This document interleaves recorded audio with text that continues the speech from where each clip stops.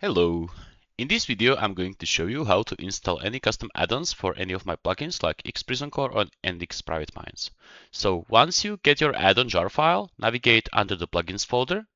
Then depending on the plugin you want to install add-on for, whether it's XPrison or XPrivate Mines, go there. Then you will have a subfolder generated automatically named add-ons. Then navigate over here. And then you are just going to drop the jar file under this folder. Once done, you can then restart your server to apply the changes. Once the server is restarted, you will be able to see a new folder. For instance, if you install Bombfighter enchant, you will have a Bombfighter enchant here. Each add-on will create its separate subdirectory where you can configure its behavior.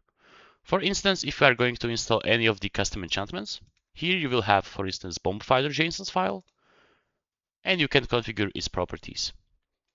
For enchantments, it's very important you do the change here and not move the JSON file under the default enchants folder because this is an extension. Same applies for the different add-ons as well. If you have a dashboard, you will have created this directory automatically once you install it, and then you can configure any properties you want in the config.